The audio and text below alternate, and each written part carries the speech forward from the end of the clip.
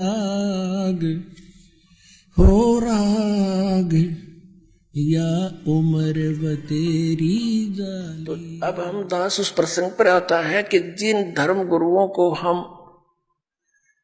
यथार्थ ज्ञान युक्त मानते थे, विद्वान मानते थे, उन्होंने क्या ज्ञान बताया और हमारे सदग्रंथ क्या बताते हैं, ये निर्णय दास कर रहा है। और इसके बीच में कोई अपने तरफ से कुछ मिलावट नहीं।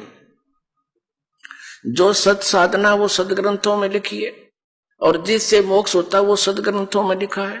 जिससे जीव के आने वाली आपदाएं कटती है, समाप्त होती है, वो भी सदग्रंथों में लिखा है। और उससे हटकर जो हम साधनाएं कर रहे हैं उससे कोई लाभ होने वाला नहीं, ये भी प्रमाणित कर रहा है। अब प्रसंग चल रहा है कि पवित्र हिंदू धर्म के धर्मगुरु आदि शंकराचार्य जी का उस समय जन्म हुआ जिसमें यह जैन धर्म बहुत फैल रहा था। और यदि उस समय आदि शंकराचार्य जी नहीं आते तो पूरा भारतवर्ष भी चीन की तरह नास्तिक हो जाता, कम्युनिस्ट बन जाता। अब चीन का नास्तिक होने का कारण क्या है कि महात्मा बुद्ध एक पुण्यकर्मी प्राणी थे और वे विष्णु लोक से आए थे, स्वर्ग लोक से आए थे। अब जो स्वर्ग में सुविधाएं हैं उनको यहां कहां, आत्मा के अंदर वो कसक रहती है। घर त्याग दिया, राज त्याग दिया और जाकर के बिहार में स्टेट के गया नामक शहर के बाहर वट वृक्ष के नीचे उसने मनमुखी साधना शुरू की। काफी समय तक निराहार बैठा रहा, हाथ पैर हलने बंद हो गए, कंडम हो गया, मृत्यु के निकट पहुंच गया। किसी माई ने उसके मुख का खीर लगा दी कि यूं मरेगा।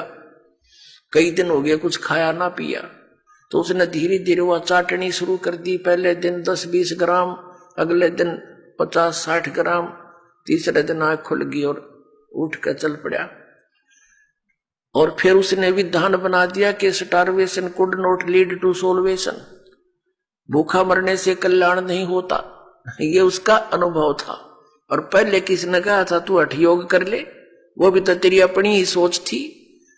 तो इस प्रकार उसने क्योंकि पिछले पुण्यक्रम संस्कारी प्राणी ही परमात्मा की तरफ में घर भी त्याग देता है, और जो भी उसको कोई मार्गदर्शन कर देता वो साधना भी अवश्यमेव करता है। तो पिछले जन्म के पुण्यकर्मी प्राणी थे ये महात्मा बुद्ध जी, लेकिन भविष्य का चार्जर ठीक बना नहीं, पिछली बैटरी तो डाउन होएगी एक दिन।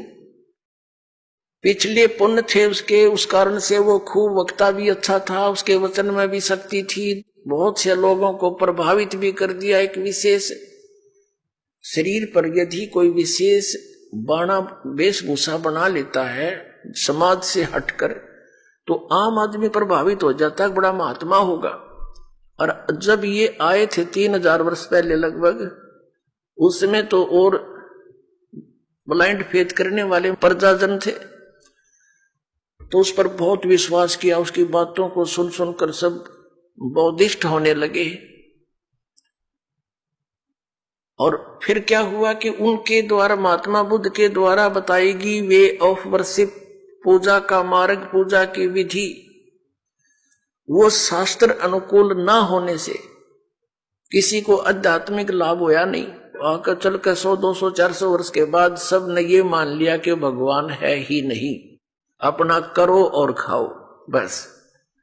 ये है कम्युनिस्ट सिद्धांत कि कोई भगवान नहीं, ये अपने आप बनता और बिगड़ता है, कोई कुछ नहीं आ पाए, जीव अपने आप ऐसे नष्ट हो जाता है, भगवान है ही नहीं। ये तो चलो उनके सोच है, बाकी यथार्थ ज्ञान इससे बहुत भिन्न है। उस समय जो महात्मा बुद्ध का जो बुद्ध धर्म फैल रहा था, आदि शंकराचार्य जी का जन्म हुआ। ये शिवलोक से आए थे, शिव जी के विशेष कृपा पात्र गण थे। ये केवल 32 वर्ष रहे थे और 32 वर्ष के अंदर ही इन्होंने 10 प्रकार के सन्यासी तैयार किए और 4 ऐसे मठ बना दिए, पीठ बना दी, और उन पर निर्धारित कर दिए 4 अपने सुयोग्य शिष्य। कि आप इस धर्म का प्रचार करो जो मैं बताता हूं। उन्होंने क्या ज्ञान बताया। अब हमारे साथ क्या हुआ कि आसमान से गिरे और खजूर पर अटक गए, रह गए लटके के लटके। तो हमें क्या मिला? हाँ, इतना अवश्य मिला कि भगवान की आस्था बनी रही। यदि बौद्ध धर्म आ जाता तो हम राम का नाम भी नहीं लेते।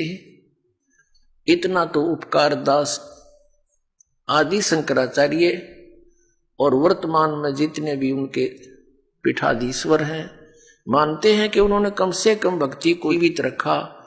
लेकिन कहते हैं ना, वो थोथा भूस ही कूटते रहे।